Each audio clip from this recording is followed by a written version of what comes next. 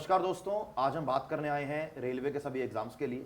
और रेलवेज़ के जो हमारे एस्पिरेंट्स हैं, आज हम उनको ये बताएंगे किस प्रकार से आप लोग तैयारी कर सकते हैं और क्या क्या अपॉर्चुनिटीज़ आपके इस साल में आपके पास रहने वाली हैं। तो मेरे साथ विनय सर भी हैं। तो मैं सर से पूछना चाहूँगा कि सर, रेलवेज़ ने पहली बार कैलेंडर लॉन्च किया है, हम भी एक्साइटेड है, बच्चे भी एक्साइटेड है। तो सर, क्या क्या अपॉर्चुनिटी बच्चों के पास है इस साल में?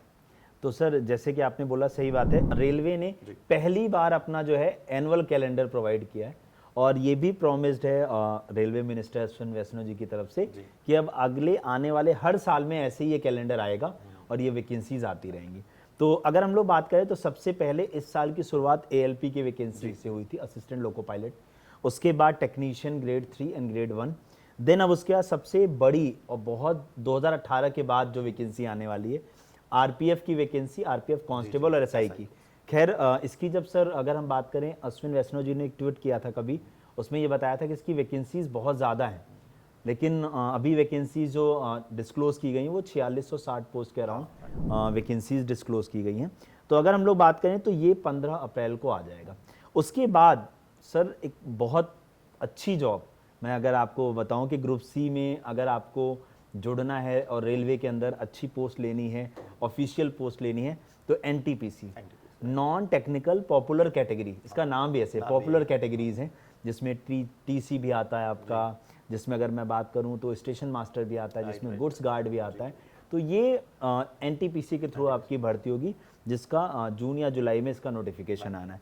उसके बाद ग्रुप D, जिसकी सर पिछली बार जब वैकेंसी आई थी तो 1 लाख वैकेंसी आई थी और NTPC के साथ 35,000 वैकेंसी, तो काफ़ी होती हैं, बहुत वैकेंसी, बड़ी वैकेंसी है। हाँ बिल्कुल। तो ग्रुप D की जो वैकेंसी है, इसे लेवल 1 की पोस्ट कहा जाता है सर। तो ये आपका अक्टूबर के महीने में आने वाली है। तो अगर हम इस साल में बोलें तो सर बहुत अपॉर्चुनिटीज़ हैं। और अभी कुछ दिन पहले रेलवे मिनिस्टर जी कहीं पे किसी कॉन्फ्रेंस में थे, प्रेस कॉन्फ्रेंस में, तो उन्होंने एक चीज़ मतलब दबी जबान में बोलने की कोशिश की कि हम NTPC और ग्रुप D में जो है काफ़ी बड़े लेवल पे वैकेंसीज देंगे।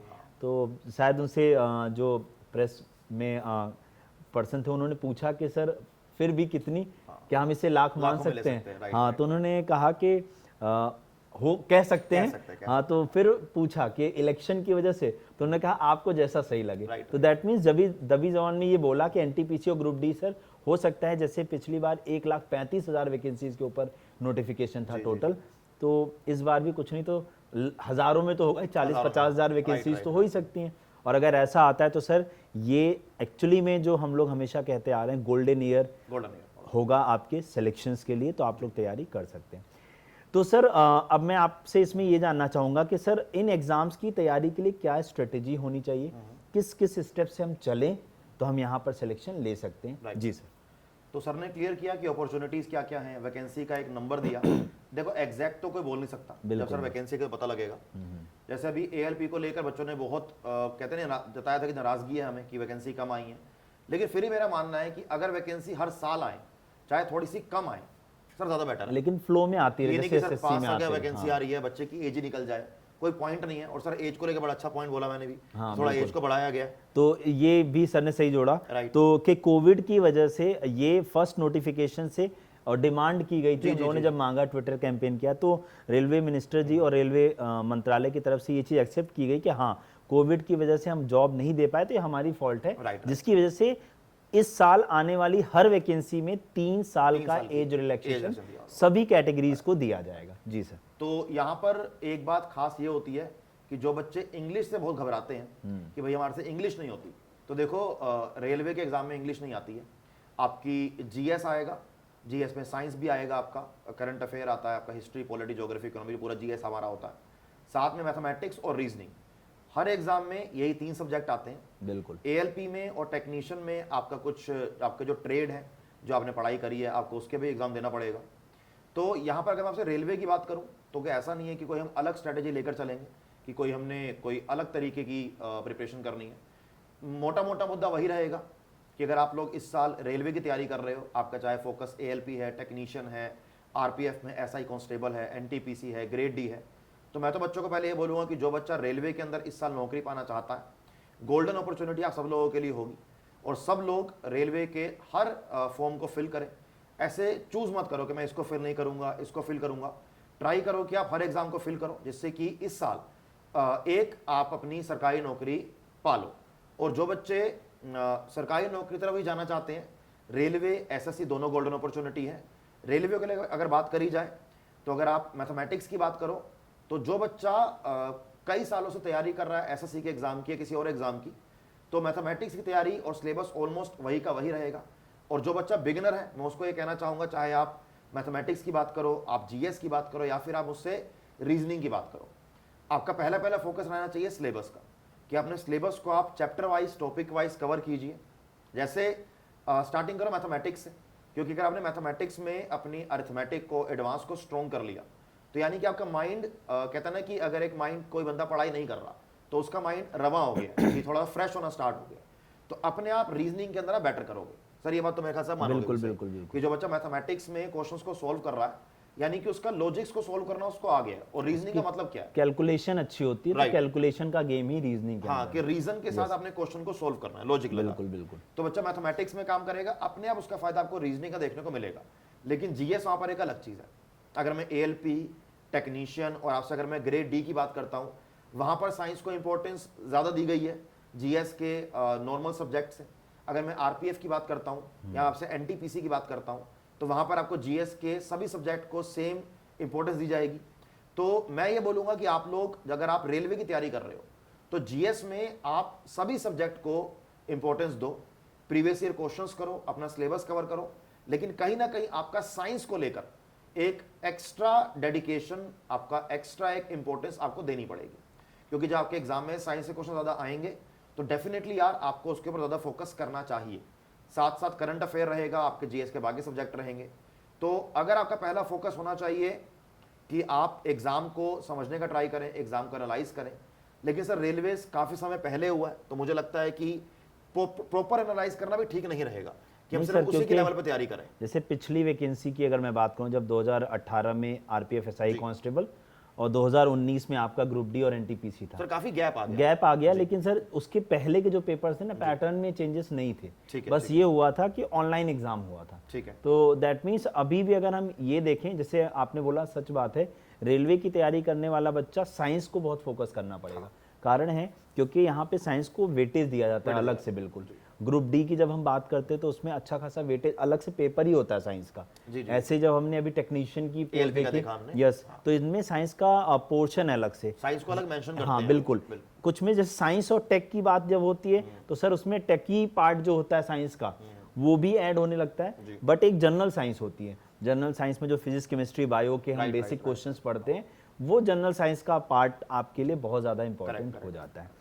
तो मेरे ख्याल से अगर हम प्रीवियस पेपर्स को एनालिसिस कर लें तो वो हमें काफ़ी ज़्यादा हेल्प कर देंगे ये बताने में कि किस चैप्टर से कितने क्वेश्चन आ रहे हैं और किस टाइप का क्वेश्चन बन रहा है। यानी that means mood off paper, exam का मूड क्या है। अगर हम मूड किसी इंसान का समझ जाए, जैसे मुझे आपका मूड पता है कि आप अभी इस वक्त किस मूड में मेरे से बात करना चाहेंगे, मूड समझ में आ गया तो मैं आपको अच्छे से टैकल कर लूंगा और नो डाउट जब मैं बाहर निकलूंगा तो खुश होकर निकलूंगा कि आप समझ जाओगे सामने वाला क्या चाहता है। यस, तो हमें इसीलिए एग्जाम की जो एग्जाम का लेवल है, जो एग्जाम आपसे एक्सपेक्ट कर रहा है, आपको एक्सपेक्टेशन को मैच करना पड़ेगा। पहली बात तो ये होगी। बिल्कुल बिल्कुल। दूसरा, अगर आप एग्जाम को एनालाइज कर लेते हैं तो पहला फोकस रखो सिलेबस को कवर करने पर।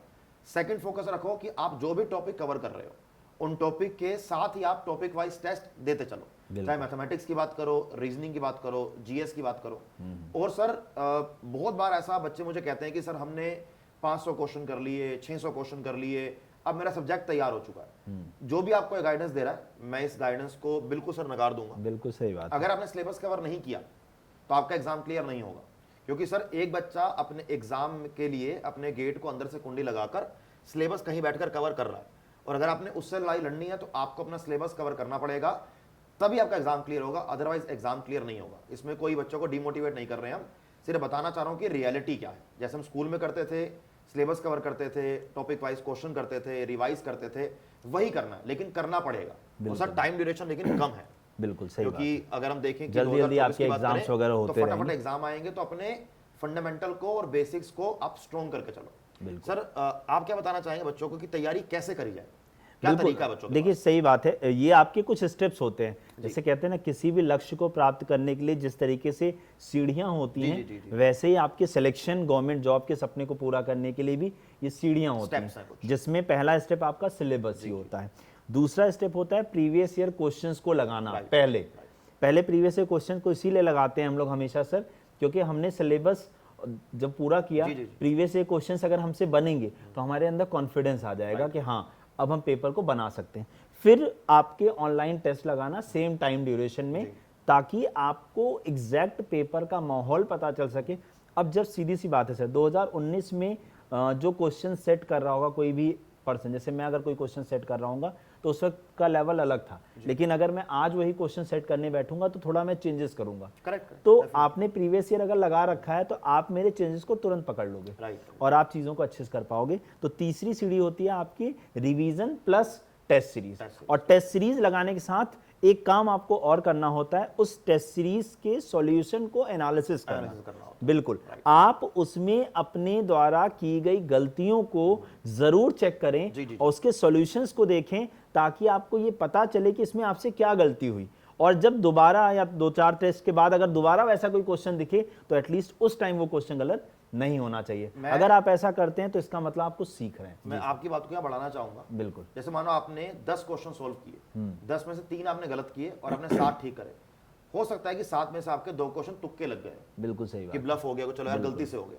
तो ये एग्जाम नहीं है, ये तुक्का मार के कुछ नहीं होना। आपने जो 5 क्वेश्चन सही करे हैं, वेरी गुड, आपकी तारीफ है, बहुत बढ़िया बात है। लेकिन जो आपने क्वेश्चन गलत करे हैं और साथ में आपने जो 2 क्वेश्चन में तुक्का मारा है, आपको उसको एनालाइज करना पड़ेगा, गलती कहां पर हुई है। मुझे वो क्वेश्चन, जब मैंने टॉपिक कर लिया तो मुझे वो क्वेश्चन आने चाहिए ना, तो मुझे वो क्वेश्चन क्यों नहीं मैं कर पाया। बिल्कुल सही बात। अगर आप इसको टेस्ट बाय टेस्ट करते जाओगे तो यू विल रियलाइज कि आपको 1 महीने के बाद, 2 महीने के बाद आपकी जो पूरी परफॉर्मेंस है उसमें आपको बहुत ज़्यादा डेवलपमेंट देखने को मिलेगी। और जैसे सर ने बोला कि सिलेबस को कवर करना है, टेस्ट देने हैं, रिवाइज करना है, प्रीवियस ईयर क्वेश्चन को हमने देना है, आगे मॉक टेस्ट लगाने हैं, यही सब सोचकर जब फैकल्टीज और मैनेजमेंट साथ में बैठती हैं और आपके लिए एक प्रॉपर हम कोर्सेज को तैयार करते हैं, क्योंकि कोर्स को तैयार करने के लिए एक सोच चाहिए होती है, ईमानदारी चाहिए होती है, और एग्जाम को एनालाइज हम जरूर करते हैं, हर एग्जाम को करते हैं, और उसी के अकॉर्डिंग एग्जाम को कोर्स को प्रिपेयर किया जाता है। और ये सब प्रिपेयर करने के बाद जो मुझे चीज़ समझ में आती है, हमारी टीम को आती है, कि बच्चा 2024 में रेलवे का सारे एग्जाम देगा। इसलिए हम आपके लिए एक ऐसा कोर्स तैयार करके आए हैं, या आपने पहले देखा भी होगा कोर्स हमारा, रेलवे का महापैक है, जहां पर आपको रेलवे के हर एग्जाम के लिए आपको कोर्सेज मिल जाते हैं, topic wise, section wise, subject wise और फुल लेंथ, साथ साथ करंट अफेयर के आपको वीकली टेस्ट मिल जाते हैं। ई बुक्स में आपको करंट अफेयर की मैगजीन मिल जाती है, प्रैक्टिस के लिए मैथमेटिक्स की, रीजनिंग की, जीएस की आपको प्रैक्टिस मिल जाती है, बुक मिल जाती है प्रैक्टिस के लिए, जिससे कि आपका सारा का सारा मटेरियल, रिसोर्सेज आपके पास, आपके घर में हो, और आप आराम से बैठकर, अकेले बैठकर चाय पीते हुए अपने पूरे सिलेबस को निपटा सकें और इस बार अपने सपने को पूरा कर सकें। तो सर रेलवे का महापैक, अगर कोई बच्चा ये सोचता है कि मुझे 2024 में सिलेबस कवर करना है, तो सर रेलवे का महापैक बच्चों को कैसे लेना और बच्चों को सर कहाँ मिलेगा?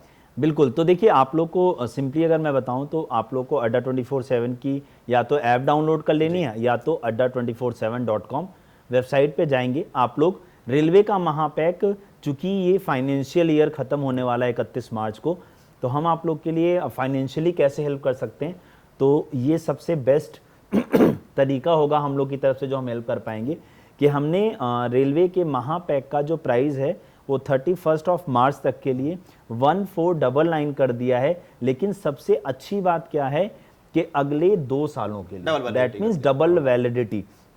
इसका मतलब अगर आप आज महापैक रेलवे का ज्वाइन करते हैं तो 31 मार्च 2026 तक, यानी अगले 2 बार जो रेलवे वैकेंसीज देगा उसके लिए केवल आपको पढ़ना है, रिवाइज करना है, कोई नया बैच नहीं लेना है। क्योंकि जितने भी नए बैचेस हम 2025 में जितने हम एनटीपीसी के लिए बैच लाएंगे, वो बैच ऑटोमेटिक इसमें आपके लिए लाइव हो जाएगा फ्री में। यानी कि 2 साल तक आपके रेलवे के लिए किसी भी एग्जाम का कोई बैच आएगा, कोई टेस्ट सीरीज आएगी, कोई ई बुक आएगी या कोई रिकॉर्डेड बैच आएगा, आपको आपके रेलवे के महापैक के अंदर मिल जाएगा।